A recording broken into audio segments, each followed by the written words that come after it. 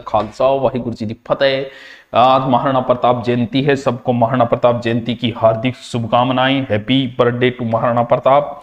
चलो टाबरो, हमारा क्या चल रहा था? जैन धर्म चल रहा था। जैन धर्म में भक्त शिरोमणि महाराणा प्रताप की जयंती की हार्दिक शुभकामनाएं। जी जी, आपको भी बहुत बहुत शुभकामनाएं, कांग्रेचुलेशन। हमारा चल रहा था महावीर स्वामी। जैन धर्म के वास्तविक संस्थापक महावीर स्वामी जी चल रहे थे।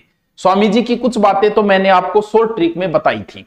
हो सकता है आपको याद होगा, हो सकता है आपको याद नहीं भी होगा, क्योंकि बच्चे हैं भूल जाते। सबसे महावीर कुंडाग्राम, यानी कुंडाग्राम में उनका क्या हुआ? जन्म हुआ था। फिर मैंने बताया बचपन का नाम उनका क्या था, पिता का नाम क्या था? सिद्धार्थ था। महावीर की माता का नाम क्या था? त्रिशला था। नंदीवर्धन उनके बड़े भाई का नाम था। वर्धमान उनके बचपन का नाम था। इसके बाद यशोदा उनकी या यशोधरा जो भी नाम आता, यशोदा उनकी पत्नी का, और उनकी पुत्री का नाम प्रियदर्शा था। जमाला जो जमालीजा था इनका दामाद था। ऋजुपालिका, केवलीन, जिन, महावीर, त्रिग्रंथ, निगंठ, ये कई चीजें मैं आपको बताई थी पावाग्राम। अब फिर हम दोबारा डिटेल में इनका एक एक चीज पढ़ते हैं। सबसे पहले हम देखेंगे कि महावीर स्वामी का जन्म कहां हुआ। साथ साथ में लिखते भी जाओगे ताकि एकदम कंफर्म आपको पूरा याद हो जाए। इनका जन्म जो हुआ था वो 540 ईसा पूर्व, कहां? कुंडग्राम में। महावीर स्वामी, साथ साथ में लिखते जाओ और याद भी करते जाओ। महावीर स्वामी का जन्म जो हुआ था वो 540 कुंडाग्राम, 540 कुंडा।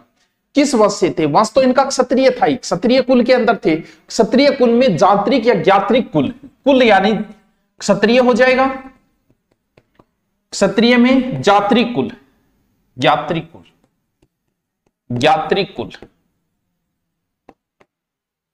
कौन सा? ज्ञात्रिक या जांत्रिक कुल, क्षत्रिय कुल है। ठीक है, ऐसा बताया जाता है, जैन ग्रंथों में यह चीज लिखी गई है कि वर्धमान जो है वो पहले ऋषभदत्त नामक ब्राह्मण की पत्नी के देवानंदा, यानी एक ब्राह्मण पत्नी है देवानंदा, उनके गर्भ में आए थे। लेकिन फिर लिखा है कि इंद्र ने वर्धमान को देवानंद के गर्भ से हटाकर त्रिशला के गर्भ में स्थापित कर दिया। हो सकता है क्षत्रियों को बढ़ावा देने के लिए ऐसी बात गढ़ी गई होगी। हो सकता है ये बात एक तरीके से गढ़ी भी गई हो सकती है कि ब्राह्मणी के गर्भ से इन्हें क्षत्रिय कुल को ऊंचा उठाने के लिए, ऐसा हो सकता है। देखो, माना गया है। मिडाइल हिस्ट्री पढ़ाऊंगा पहले, और मिडाइल हिस्ट्री आ जाएगी जल्दी, थोड़ी दिन नाम है। आज मेरी पहली क्लास है भारती। अरे भारती, तू तकड़ो काम करिए, पहली क्लास ले गए हैं। तो ये बात अगर आप लिखना चाहो तो लिख सकते हो, वरना आपको कोई जरूरी इसकी नहीं है।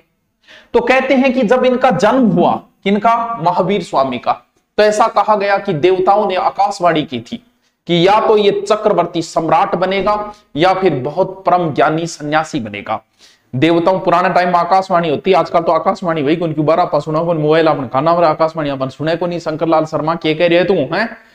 जब ये 30 वर्ष के हुए, 30 वर्ष आपा हो गया आगे, जब ये 30 वर्ष के हुए तो इनके फादर की मृत्यु हो गई, डेथ हो गई, पिता की मृत्यु हो गई।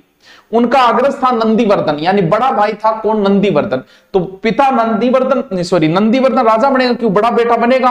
और अपने अग्रज की आज्ञा लेके वर्धमान ने गृह त्याग कर दिया। कब? 30 वर्ष की उम्र में इन्होंने क्या किया? गृह त्याग किया, क्योंकि शादी वादी भी हो गई थी, पुत्री भी हो गई थी। तो 30 वर्ष की उम्र में महावीर स्वामी ने गृह त्याग किया।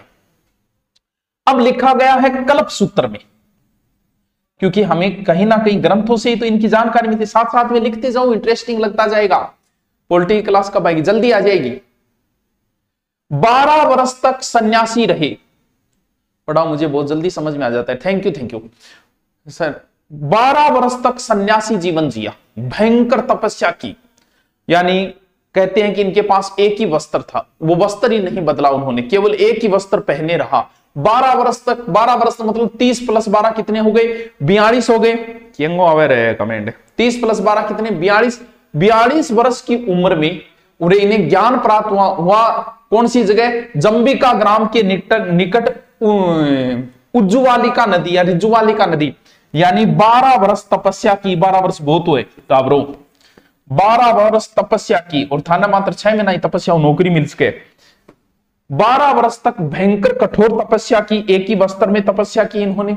फिर उन्हें 42 वर्ष की उम्र में, साथ साथ लिखता जाइयो, 42 वर्ष की उम्र में कितने वर्ष की उम्र है? 42। 12 वर्ष। सर आप बहुत अच्छा पढ़ाते हो, थैंक यू। किस गांव में? जुम्बिका ग्राम में। जुम्बिका ग्राम में। किस नदी के किनारे? उज्जीवाली का लिखा था, रिंजवान ग्राम में। कहीं उज्जीवाली का आता है, कहीं रिजुवाली का आता है।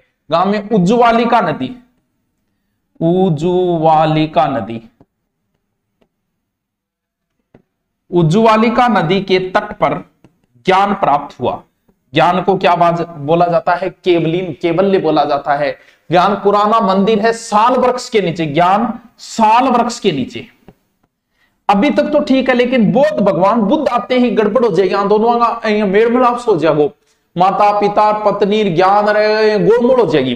वहां से पहले महावीर स्वामी ढंगू पढ़ांगा पा साल वृक्ष के नीचे, उन्हें साल वृक्ष के नीचे केवल्य, केवल्य बोला ज्ञान ने, यानी परम जो को लास्ट ज्ञान मैंने केवल्य प्राप्त हुआ।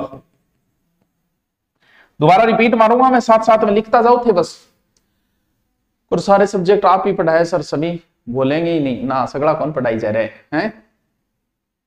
जब ज्ञान की प्राप्ति हुई तो वो एक वस्त्र था, कहते हैं वो वस्त्र भी त्याग दिया। इस घटना के उपरांत इन्हें केवलीन या पूर्ण ज्ञानी यानी केवल्य जगन प्राप्त हो जाए, वो केवलीन हो गयो। यानी इस घटना के बाद, घटना बाद उन्हें केवलीन कहा गया, केवलीन कहा गया।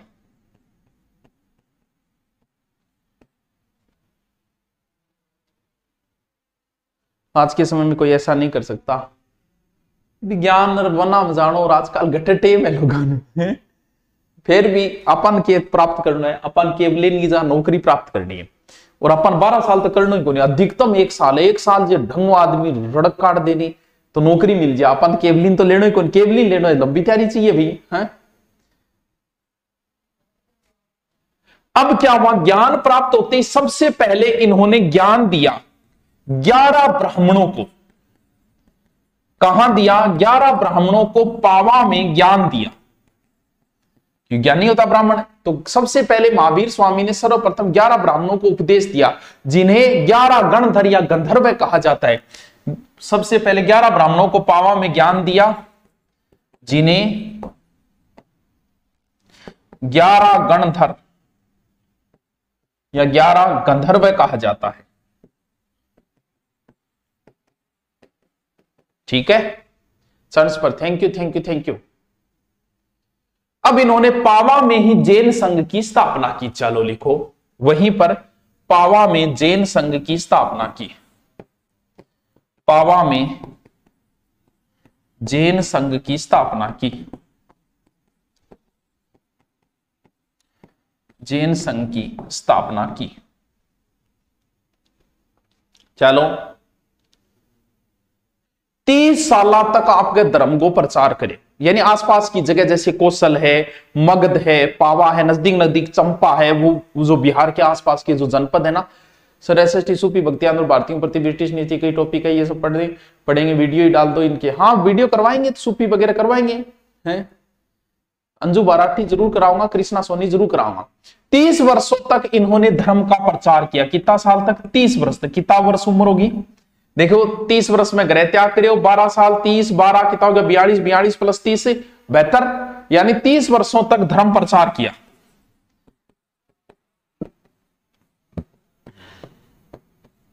साथ साथ लिखता जाओ।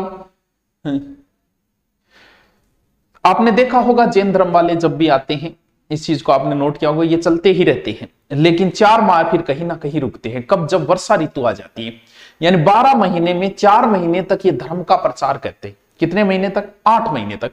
4 महीने ये रुकते हैं जहां वर्षा ऋतु हो जाए, यानी वर्षा ऋतु इनके विश्राम का समय होता है।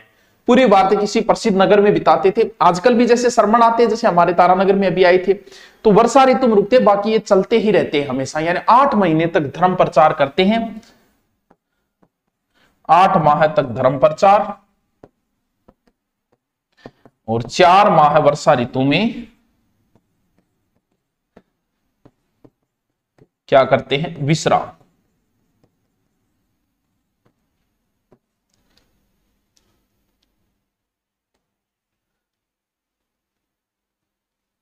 हाँ जी, उपदेश किसमें देते थे? उपदेश ये हमेशा अर्धमागधी यानी लोकल भाषा में देते थे। जैसे मैं मारवाड़ में जाऊं तो मारवाड़ की भाषा बोलने लग जाऊं खमा घड़ी, और जयपुर में जाऊं कैंट जार छू जाए वह बोलने लग जा, तो स्थानीय जो लोग वहां की भाषा थी उसी भाषा में धर्म प्रचार किया ताकि लोग ज्यादा सुनने के लिए आएंगे। यानी इन्होंने जो क्या बोलेंगे जिसे उपदेश जो है वो किस में दिए? अर्धमागधी जिसे कहा जाता है उपदेश। उपदेश जो इन्होंने दिए वो प्राकृत भाषा में, अर्धमागधी कह सकते हैं, प्राकृत भाषा में। महावीर स्वामी की जो उपदेश है वो प्राकृत भाषा में है। लिखता जाओ। उस समय शासक थे बिंबसार और अजातशत्रु, कई बार उनके दरबार में भी गए हैं। देखो महावीर स्वामी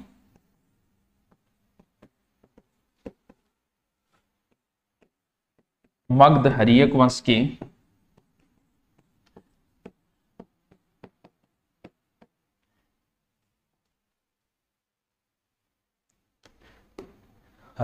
के शासक बिंबसार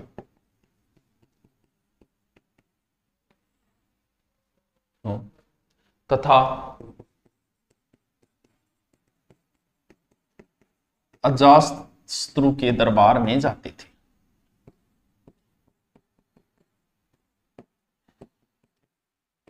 दरबार में जाते थे।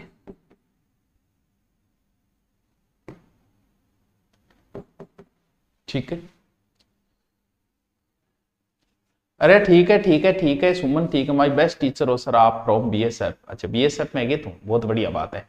और फिर कितने 30 वर्ष में ग्रहत्याग किया, 12 साल तक तपस्या की, ऋजुपालिका नदी ज्ञान प्राप्त हुआ, फिर 30 साल तक ज्ञान इधर उधर प्रचार किया, 72 साल उम्र हो गई। और 72 साल की उम्र में आयु में, कब 72 वर्ष की उम्र में ऋजुपालिका नदी, अरे सॉरी 72 वर्ष की उम्र में पावाग्राम में मृत्यु बोले निर्माण बोला जाता है, निर्माण बड़े महापुरुषों के लिए महावीर स्वामी का निर्माण हुआ। यानी मोक्ष बोला जाता है, निर्वाण। ये मोक्ष प्राप्त करते हैं ये लोग, तो मोक्ष की प्राप्ति इन्हें हुई। दोबारा देखो, दोबारा समझाऊं, देखो दोबारा जो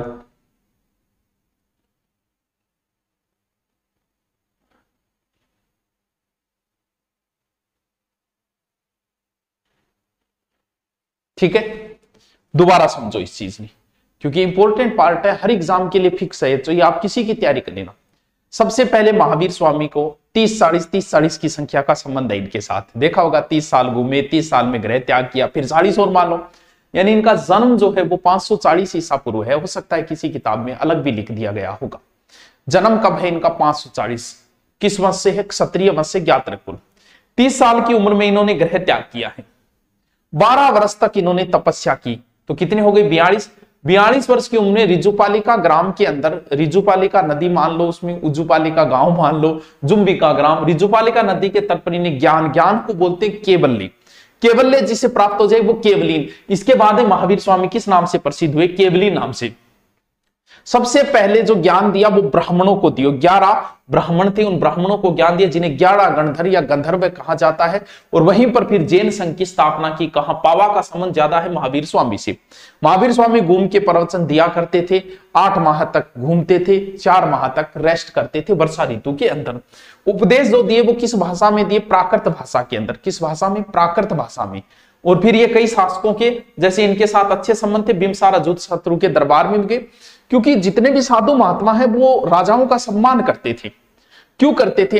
इसलिए करते थे क्योंकि वो जिस क्षेत्र में जा रहा है वो राजा का क्षेत्र है, और राजा का क्षेत्र है तो राजा का भी आदर सत्कार करना पड़ता है। क्यों? क्योंकि हम उसकी भूमि के अंदर है, उसकी भूमि का, जैसे यहाँ कोई साधु रहेगा तो देश के प्रधानमंत्री का भी वो इज्जत करेगा। क्यों? क्योंकि हम उसके देश में। आज तो वो बात नहीं है, ये नहीं कि आज इज्जत नहीं करे प्रधानमंत्री बाहर निकाल दे, वो चीजें नहीं है। लेकिन उस समय राजा भूमि का स्वामी हुआ करता था, तो राजा का भी आदर करना पड़ता था, साधु महात्माओं को भी। तो कहां? अजातशत्रु के दरबार में। और फिर उन्हें पावाग्राम में क्या प्राप्त हुआ? पावाग्राम के अंदर इन्हें निर्वाण की प्राप्ति हुई। अब इनके पूरे दिन क्लास ये चलती है तो सर हमारी जो पढ़ा दिन भर यूज रिवीजन कब होगा? देख इसके लिए क्या करना है, देखो हमें तो पूरी क्लास लगानी पड़ती है, हम एक क्लास बंद करते ही मैसेज आने शुरू हो जाते, आप सिर्फ वो पढ़ो। समाजशास्त्र नहीं हुआ क्या अभी तक कंप्लीट?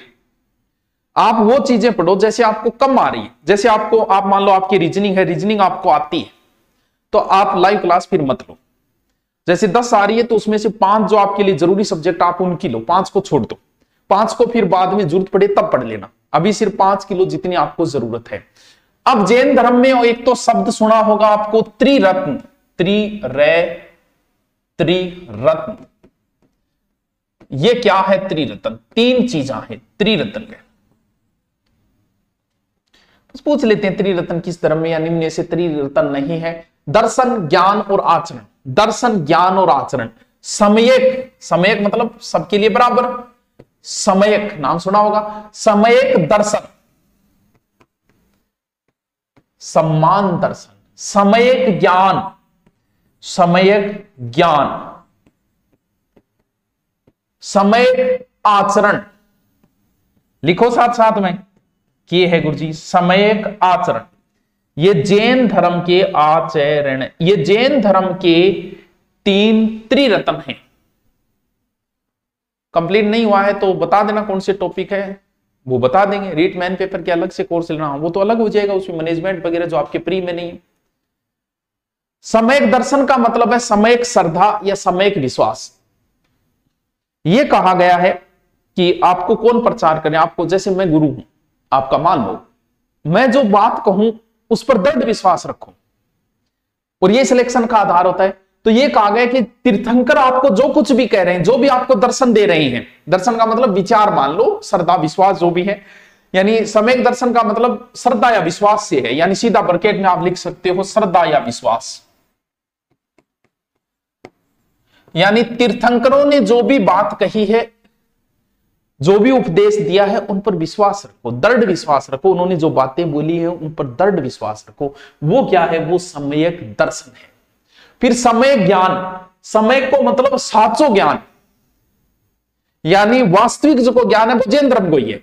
यानी समय ज्ञान का मतलब यह है कि इस वास्तविक ज्ञान, जैन धर्म को सिद्धांतों का ही वास्तविक ज्ञान, सही ज्ञान। फिर है समयक आचरण।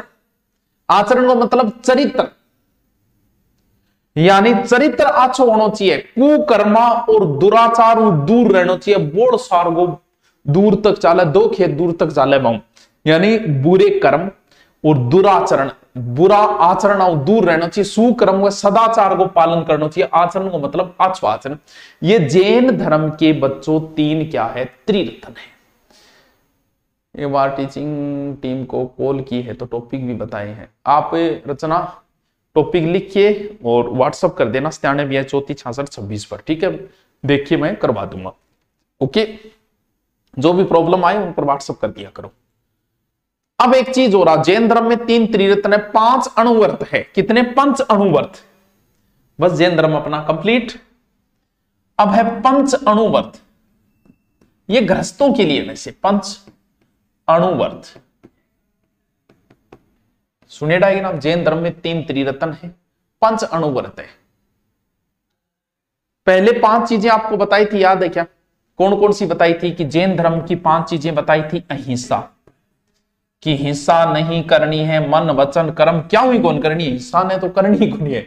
फिर क्या? सत्य, सदा के बोलनो है, सत्य बोलनो है। ऐस्ते यानी चोरी नहीं करनी है, बताई थी आप बात पहली। अपरिग्रह यानी धन इकट्ठो को नहीं करनो, अपरिग्रह। और फिर की है ब्रह्मचारी। अणुवर्त को मतलब इनके नाम के आगे अणुवर्त जोड़ दो, है वे 5 ही चीजें। जैसे अहिंसा का आप अहिंसा अणुवर्त कर दो, अहिंसा अणुवर्त। सत्य के आगे जोड़ के आपके सत्याणुवर्त कर दो, सत्याणुवर्त। ऐस्ते के आगे आप ऐस्त्याणुवर्त कर दो। अपरिग्रह के आगे अपरिग्रहाणुवर्त कर दो, अपरिग्रहाणुवर्त। ब्रह्मचार्य के आगे ब्रह्मचार्यानुवर्त कर दो, ब्रह्मचार्यानुवर्त। आ जाओ, ये 5 अनुवर्त है। सर लिखवाई का काम, हाँ साथ साथ में लिखवाया है मुना। आ लो जी, जैन धर्म थारो आज कंप्लीट। हाँ वही 5 चीजें, इनके नाम के आगे अनुवर्त जोड़ दो। ये तो सोरा सा है, ऑप्शन देखो तो भी थे समझ जाओगा। हिंसा सत्य अस्त्य परिग्रह ब्रह्मचारी। ए से एक ब्रह्मचारी लास्ट सबने पता ही है। चलो टाबरो, फिर आज आपनो जैन धर्म कंप्लीट है। छोटो टॉपिक हो तो कल करेंगे अपन, 15-20 मिनट का टॉपिक था ये। अपना नया टॉपिक जो है वो कल ही शुरू करेंगे, बौद्ध धर्म। Okay, thank you. हाँ जी, नमस्कार, सत श्री अकाल, गुड इवनिंग, वाहिगुरु जी का खालसा, वाहिगुरु जी की फतेह। आ जाइए आ जाइए आ जाइए आ जाइए आ जाइए आ जाइए। नमस्कार नमस्कार नमस्कार नमस्कार नमस्कार।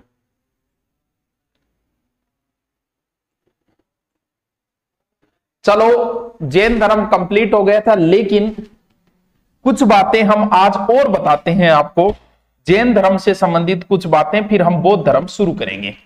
जिसे समझने वाली बातें हैं, जैन धर्म में क्या क्या बातें हैं।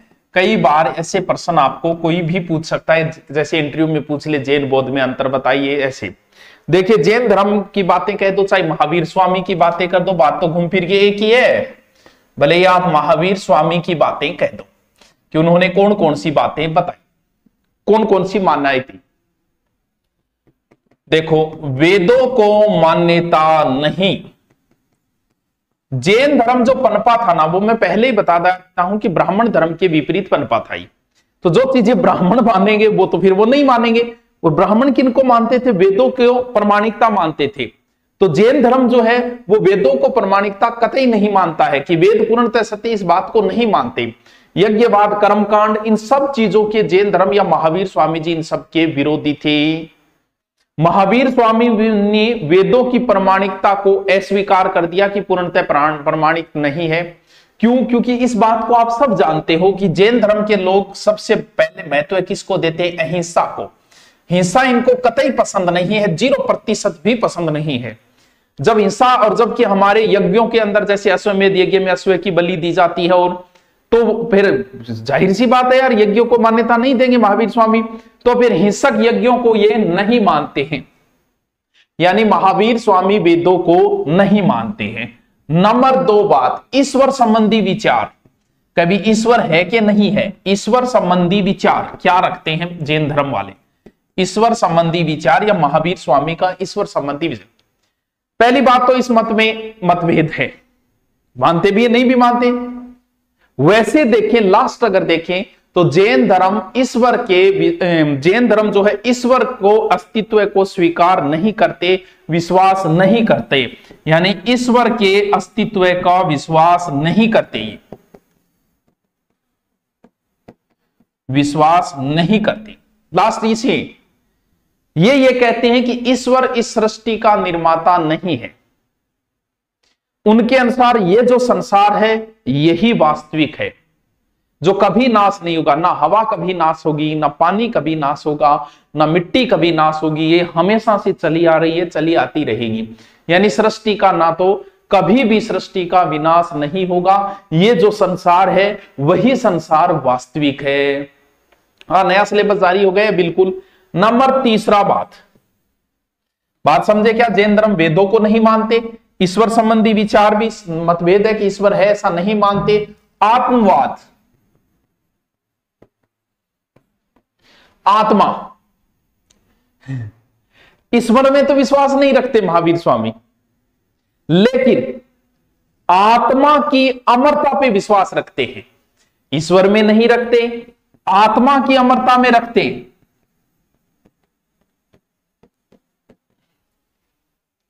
आत्मा अजर अमर है, इस बात को मानते हैं। महावीर स्वामी जीव को ही आत्मा कहते हैं। सब चीजों में जीव का मतलब पशु पक्षी नहीं, सब कण कण जो है ना, सारे पदार्थों में ही जीव है, यानी जीव कण कण में है। यानी आत्मा को एक प्रकार से महावीर स्वामी मानते हैं। ईश्वर को नहीं मानते, लेकिन आत्मा को मानते हैं। चलिए, नेक्स्ट बात मत है ये, जिसको समझना है आपको आराम से समझ में आ जाएगा। पुनर्जन्म व कर्मवाद। जो आत्मा को मानेगा वो तो पुनर्जन्म को भी मानेगा। कर्म को महत्व है।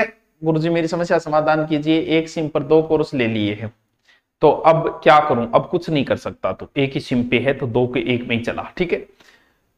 आत्मा को मानेगा तो उसे पुनर्जन्म मानना पड़ेगा। कर्म को महत्व है तो भैया हर कोई देता है। आज बावड़ो बावड़ो आदमी जो है वो भी आके कहे देखो भाई कर्म अच्छा करो, अच्छा कर्म करोगा तो अच्छा पाओगा, कर्म प्रधान है कि करे करो। तो जितने भी हमारे ऋषि मुनि महात्मा सब हुए, सब ने कर्म को महत्व दिया। एक ही सिद्धांत है कि अजगर करे ना चाकरी, पंछी करे, बाकी सब कर्म को महत्व देते हैं। यानी जैन धर्म ईश्वर में विश्वास तो नहीं करते, वो ये कहते हैं कि व्यक्ति स्वयं ही भाग्य का विधाता होता है। यानी मैं ही मेरे भाग्य का विधाता हूं, मेरे कर्म ही मेरे भाग्य के विधाता है। ईश्वर को न मानते हुए कर्म को प्रधान मानते हैं, कर्म ही सब कुछ है। यानी जैन धर्म प्रधानता किसको देता है, कर्म को ही प्रधानता देता है। पुनर्जन्म जो है वो भी मानता है कि पुनर्जन्म भी व्यक्ति के कर्म के आधार पे है। किस वंश में जन्म होगा, किस स्थिति में होगा, क्या होगा, वो सारे डिपेंड करते हैं आपके पहले के कर्मों के पुनर्जन्म में। पुनर्जन्म का ही कारण है कि आत्मा बार बार आत्मा का आवागमन होता है। तो गुरुजी फिर छुटकारो क्या पावा, यानी कर्मा कारण ही थारो पुनर्जन्म हो रहे। तो फिर क्या करना, वासनाओं पर विजय प्राप्त करो, कर्म बंधन को नष्ट हो सकेंगे। यानी आपके पहले वाले कर्म तो भुगत नहीं पड़ेंगे, अब मत करो, पीछा छूट जाएगा। समझ में? सर वीडियो नहीं मिल रही, मिल जाए। इनका उपदेश है कि पुनर्जन्म से कर्म फल नाश करे। पहले वाले कर्म फल तो अब नाश करो, जो गैल ने थारा कोई माड़ा करेड़ा अगले जन्म में अब करो। इस जन्म के कर्म फलों को संग्रहित न करे, अब की गलत काम ना करो। ऐसा करने से जन्म मरण के चक्र से वत्स आप मुक्त हो जाओगे। ये महावीर स्वामी ऐसा कहते हैं। वीडियो नहीं मिल रही, कट्ठे कौन मिल रहा था वीडियो, अट्ठे कर्मा की बात चल रही है। यानी जैन धर्म पुनर्जन्म को तो मानता है और कर्म को भी मानता है प्रधान की व्यक्ति के, जितने भी जो भी व्यक्ति है वो अपने कर्मों के आधार पे। नंबर 5,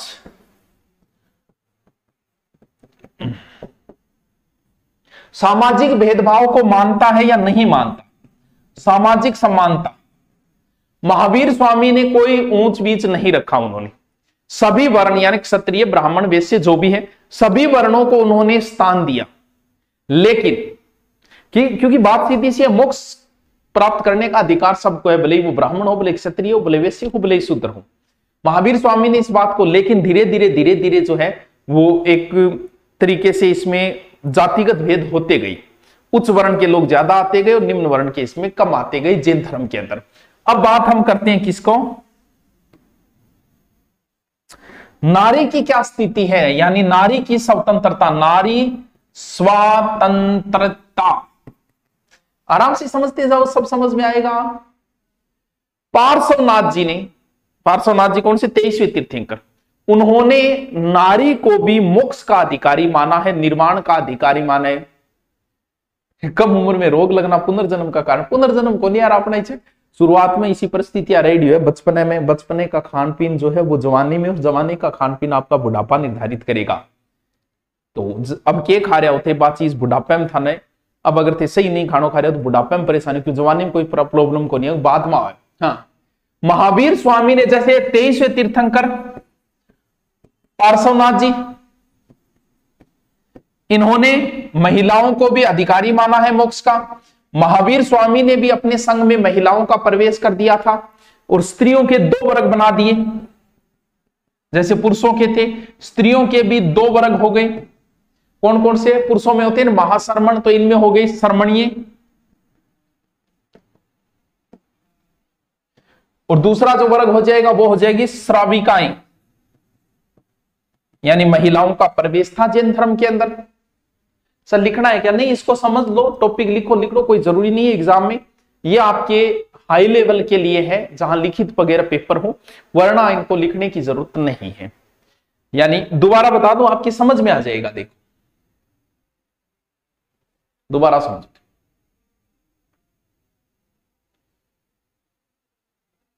लिखने की जरूरत नहीं है कि जैन धर्म कौन कौन सी बातों को मानता है। प्रश्न हमारा यह था।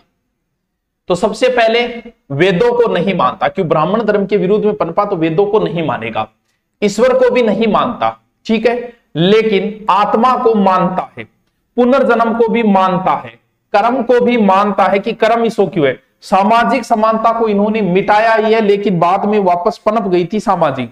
और फिर नारी की स्वतंत्रता पर भी इन्होंने बात, नारी में संघों में आपको पता है जैन धर्म श्वेतांबर आते हैं, आपने देखा होगा, महिलाएं भी उनमें होती है, तो ये बात भी याद रह जाएगी, ठीक है।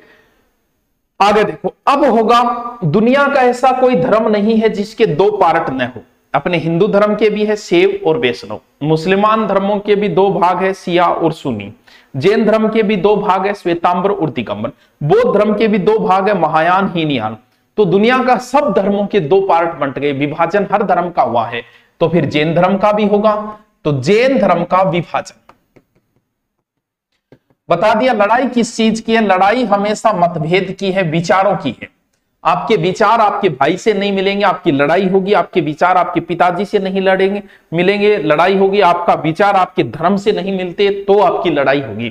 विचारों की ही लड़ाई है इस दुनिया में। तो जैन धर्म के विचारों में कैसे परिवर्तन आया कि जिससे दो शाखाएं बट गई, कौन सी? श्वेतांबर और दिगंबर। और जैन धर्म में जो दरार पड़ी वो महावीर स्वामी के समय ही पड़ चुकी थी। तो उनका दामाद जो था, महावीर स्वामी का दामाद जमाली, दामाद है ये, महावीर स्वामी के साथ इनका मतभेद हो गया था किर्यमाणकृत सिद्धांत पर, यानी किर्यमाणकृत सिद्धांत, किर्यमाणकृत सिद्धांत पर मतभेद हो गया, मतभेद हुआ।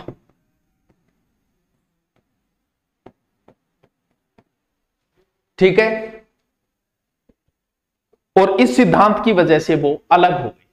महावीर स्वामी की पुत्री जो थी प्रियदर्शना, वो एक बार 1000 भिक्षुणियों के साथ जैन धर्म से अलग हो गई थी, लेकिन कुछ दिनों बाद वापस आई। अब जब कोई संघ टूटता है, वापस आता है, तो एक बार स्टॉपेज तो लगता है। जैन धर्म का जो प्रधान था बाद में वो संघभद्र, संघभद्र के समय कुछ संशोधन हुए। किसके समय? संघभद्र के समय संशोधन हुई। अब देखो कैसे, अब इस बात को मैं आपको बता चुका हूं कि जैन धर्म दो पार्टों में बटा, यानी कौन कौन सी जैन धर्म की दो शाखाएं हुई, कौन कौन सी? एक हीनयान, सॉरी श्वेतांबर,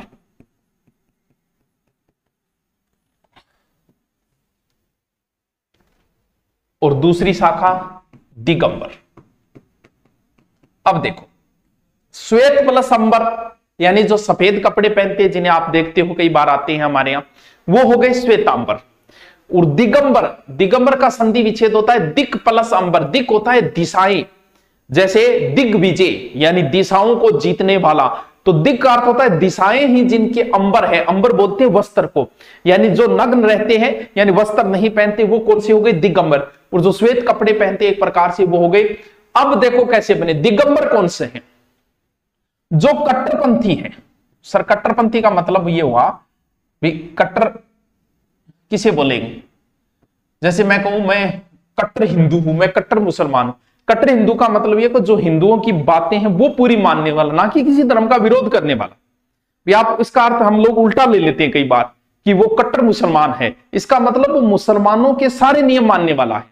अगर दिगंबर जो है वो कट्टर जैनी है, यानी वो पूर्णतः जैन धर्म के जितने जो नियम, शुरुआत के नियम, कट्टर का मतलब जो कठोर नियम, सारे नियमों का जो पालन करते हैं, वो दिगंबर है।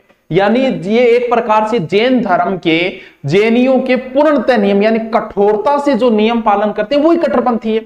यानी कट्टरपंथी यानी मैं कह दूं कि कठोरता से नियम पालन करते हैं, क्योंकि जैन धर्म के नियम जो है वो बड़े टफ है, इजी नहीं है। बिना वस्त्र के रहना, भले सर्दी हो भले गर्मी हो, नंगे पांव रहना, 8 माह तक घूमते रहना, खाना भी एक समय खाना, इस प्रकार के बहुत सारे लोग पता है एक समय जैसे भी रात को नहीं खाते, इस प्रकार के जितने भी रूल है वो। क्योंकि दिगंबर ये मानते हैं कि ज्ञान प्राप्ति के बाद तो भोजन की भी जरूरत को नहीं। श्वेतांबर मानते हैं कि ज्ञान प्राप्ति के बाद भी भोजन की जरूरत होती है। ज्यादातर लोग श्वेतांबर को मानने लगे क्योंकि ये थोड़ा सा आसान है, ये थोड़ा सा टफ है, ये थोड़ा सा आसान है। हम किस चीज को अपनाएंगे? आसान चीज को। अब देखो श्वेतांबर क्या मानते हैं, ये श्वेतांबर ये मानते हैं कि महावीर स्वामी का विवाह हुआ था। ये मानते हैं कि महावीर स्वामी का विवाह भी हुआ था। किसके साथ हुआ? उसी के साथ जिसका आप नाम सुनते हो, यशोदा। और इनके एक पुत्री भी थी, कौन? प्रियदर्शना। एक पुत्री भी थी, प्रियदर्शना। ये कौन मानते हैं? ये श्वेतांबर मानते हैं। जबकि दिगंबर नहीं मानते कि महावीर स्वामी का विवाह हुआ था, ना ये मानते हैं कि उनकी कोई पुत्री थी, क्यों विवाह नहीं हुआ था, पुत्र नहीं। बाद में विवाद का कारण एक और भी बना। एक 19वें तीर्थंकर है,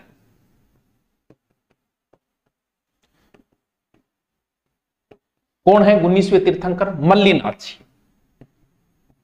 इनको लेकर भी मतभेद हो गया, दोनों विचारधारा अलग है, यानी पूर्णतः अपने नियम मानता है ना वो इकट्ठा। श्वेतांबर ये मानते हैं, श्वेतांबर वो ये कहते हैं कि मल्लिनाथ जी जो है वो एक महिला है, 19वें तीर्थंकर।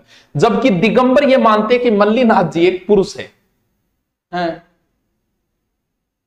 आज के टाइम भी दिगंबर शाखा है, बिल्कुल है, बिल्कुल। आप देखो कई बार देखते हो ना, बिल्कुल दिगंबर आज भी है। श्वेतांबर ज्यादा है, दिगंबर भी है, बिल्कुल दोनों शाखाएं हैं। चलो देखो, अब बात यह कि जैन धर्म इतना नहीं फैल पाया जितना फैलना चाहिए था। हाँ, फैला यह नहीं कह सकते हैं, लेकिन नहीं फैलने के भी कुछ कारण होते हैं। जैन धर्म के जो नियम है वो बड़े कठोर है। कठोरता की वजह से भी कई बार लोग नहीं अपनाते। जैसे अहिंसा, हिंसा हो ही जाती है व्यक्ति से कहीं ना कहीं। नग्न रहना कहीं ना कहीं हो जाता है आदमी के ये नियम। केश लुंचन, बालों को अपने हाथों से ही पाड़ लेना, आमरण अनशन करना, अंतिम समय में अनशन करना, काया कलेश करना, ये बड़े ही कठोर नियम है जिसे हर कोई मानव, एक सिद्ध पुरुष व्यक्ति है, ऋषि मुनि है, उनकी एक अलग बात है। लेकिन हर व्यक्ति इन नियमों को पालन नहीं कर पाता। तो कठोर नियम ज्यादा थे जैन धर्म के, और जाति प्रथा का धीरे धीरे जैन धर्म में प्रवेश भी हो गया था। जैसे ही जाति प्रथा यानी उच्च वर्ण के लोग ज्यादा आए तो फिर शूद्र वर्ण जो है इससे साइड होता गया। तो ये भी एक कारण, शुरुआत में नहीं थी ये चीज। तारानगर में कौन से आए थे? अभी श्वेतांबर आए थे, महाश्रमण आए थे, श्वेतांबर वाले आए थे। श्वेतांबर वाले घूमते रहते हैं, ये आए थे। ठीक है, चलो जैन धर्म की मैंने आपको सारी बातें बता दी। अब इधर यहां से प्रश्न इतने नहीं आते, लेकिन थोड़ा समझने के लिए जरूरी है। आगे आप कोई हाई लेवल की तैयारी करो तो वहां थोड़ी सी ये चीजें काम आए कि इनमें अलग अलग मत, अलग अलग विचारधाराएं, क्योंकि अब थोड़ी देर बाद में बौद्ध धर्म भी तो शुरू होगा। चलो, हाँ, सेकंड ग्रेड का सिलेबस जारी हो गया। चलो अब हम पढ़ते हैं कौन सा? बौद्ध धर्म। बौद्ध धर्म, ठीक है टाबरो, के लिए बौद्ध, जो भी लिखो, जी हाँ भी लिखो। देखो, बौद्ध धर्म क्यों पनपा? वही नियम रहेंगे जो जैन धर्म पनपा, दोनों सेम टाइम है। तो वही कारण, जैन धर्म का पनपने का कारण जो था वही बौद्ध धर्म का, तो इसकी हम चर्चा नहीं करेंगे। और बौद्ध धर्म में सबसे पहले हमें किसको पढ़ना है? महात्मा बुद्ध। महात्मा बुद्ध, साथ साथ में लिखते जाना। सबसे पहले तो इनका वंश, जैसे उनका वंश था महावीर स्वामी का, वैसे इनका, बाद में कंपेयर भी करेंगे ना। जैन धर्म ज्यादातर जो है अपने राजस्थान है, एमपी, यूपी, गुजरात, इस क्षेत्र के अंदर है ज्यादातर। ठीक है, हाँ, हर जगह मिलेंगे आपको।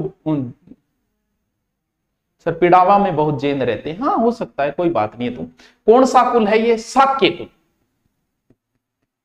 शाक्य कुल, इसीलिए भगवान बुद्ध को शाक्य मुनि भी कहा जाता है, यानी इन्हें शाक्य मुनि भी कहा जाता है। साथ साथ में लिखते जाना, शाक्य मुनि कहा जाता। एक बार मैं शॉर्ट में बता रही हूं, फिर डिटेल से बताऊंगा।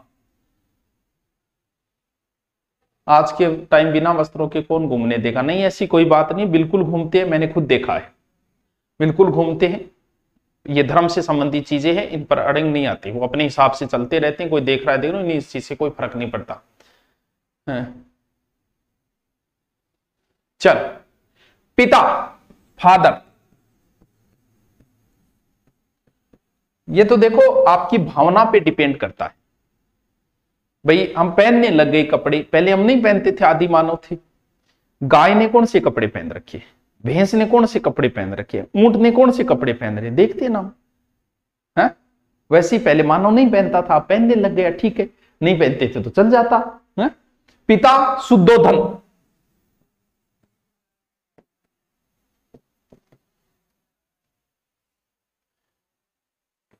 माता नॉर्मल नॉर्मल चीजें हैं ये, माया देवी। अभी शॉर्ट में बता रहा हूं, शॉर्ट में लिख लो इनको, माता। और इनका जन्म कब हुआ, अलग अलग जगह अलग अलग आता है। देखो 563 ईसा पूर्व है। इनका कंपेयर बाद में करूंगा, पहले शॉर्ट में बता रहा हूं, फिर कंपेयर करके याद करें। लुम्बिनी वन, क्योंकि पीहर से आ रही थी माता, तो कहां एक वन के अंदर इनका हुआ था, लुम्बिनी वन।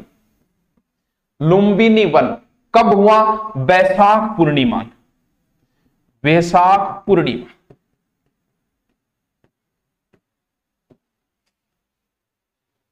याद रह जा सीगे, रह जा सीगे,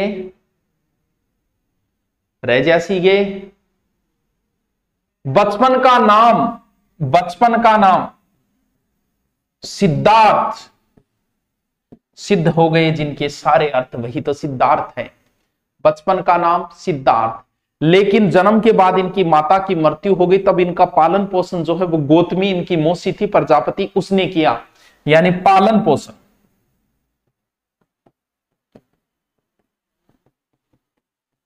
गौतमी मौसी प्रजापति, लिखते जाओ। सेकंड ग्रेड की तैयारी की तो रीट की अलग से नहीं करनी पड़ती क्या? अरे यार सेकंड ग्रेड में एक सब रीट में आपके साइकिल वो भाषा भी तो आएगी, भाषा वाला मैटर आपका रह जाएगा। इनका भी विवाह हुआ, किसके साथ हुआ? इनका भी तो विवाह हुआ, उनका विवाह हुआ, इनका भी विवाह हुआ। इनका विवाह हुआ यशोधरा से, वो यशोदा, ये यशोधरा। बाद में कंपेयर करेंगे इनका। उनके पुत्री हुई, इनके पुत्र हुआ, जिसका नाम था राहुल। राहुल कॉमन नाम है, राहुल, याद रह जाएगा राहुल। तो तीनों ऋतुओं में कपड़े नहीं पहनते, क्या बात करते हो, सर्दी में भी नहीं पहनते, नीचे सोते हैं, एक कपड़ा रखते नॉर्मल। अरे इनके बहुत कठोर नियम है, आप इनके सारे नियम देखोगे ना तो आप वो खुद इनको प्रणाम करने का मन करेगा कि इस जमाने में भी कोई इतने कष्ट कैसे सह सकता है। इनके बराबर इनकी तुलना आप कर ही नहीं सकते किसी के साथ, इतना कठोर जीवन जीते हैं ये अपना। भोला सर्दी में नहीं पहनते, तेरे लाग रही है कि तीनों ऋतुओं की लाग रही है, नीचे ही सोते हैं ये।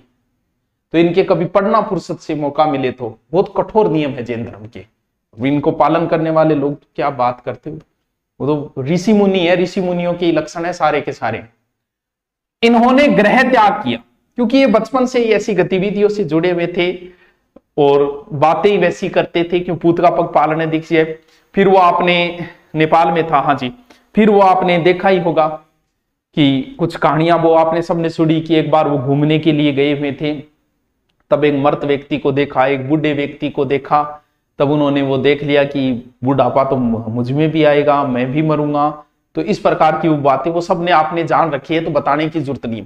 फिर एक दिन एक रात इन्होंने घर छोड़ दिया, उस घर छोड़ने की, घर छोड़ने को बोलते हैं निष्कासन। उन निष्कासन से बना हुआ शब्द है महाभिनिषि कर्मण, यानी इनके ग्रह त्याग को क्या कहा जाता है? इनके ग्रह त्याग को महाभिनिषि कर्मण, कर्मण कहा जाता है।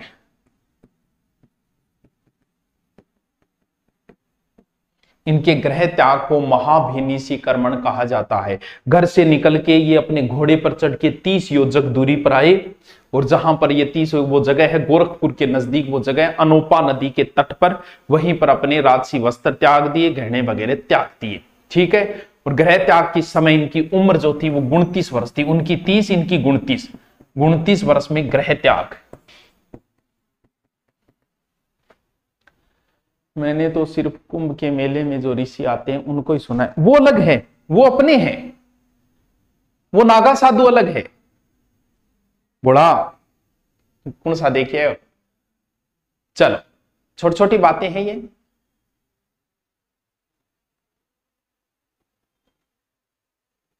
चल, हाँ बासावाड़ा अलग है, बाकी लगभग प्रेम सेम ही है। तो अब तो रीट पहले वाले को तो पास ही करना है, ज्यादा भाषा पढ़ने की जरूरत ना को लगाने में पास हो। उतारो भी जल्दी जल्दी इनको, उतारो। मैं दोबारा रिपीट मारता हूं महात्मा बुद्ध को, जल्दी से उतारो। महात्मा बुद्ध उतारो जल्दी जल्दी। रीड मैन का अलग से लेना पड़ेगा सावित्री। हमारे यहाँ 21 साल की लड़की सब कुछ त्याग कर यही बन गई। हाँ बिल्कुल बन सकते, क्या बड़ी बात है। देखो महात्मा बुद्ध जन्म शाक्य कुल में हुआ, इसलिए इन्हें शाक्य मुनि कहा जाता है। इनके पिता शुद्धोदन थे, the father name of Shuddhodan. माता का नाम मायावती था, पिता शुद्धोदन, माता मायावती। इनका जन्म 563 ईसा पूर्व लुम्बिनी वन में वैशाख पूर्णिमा को हुआ। जन्म 563 ईसा पूर्व लुम्बिनी वन वैशाख पूर्णिमा। इनके बचपन का नाम सिद्धार्थ था।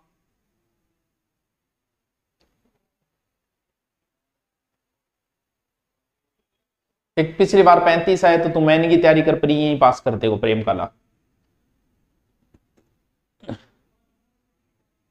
सुमन ने खाना तो इतनी दूर के खाई चाहिए।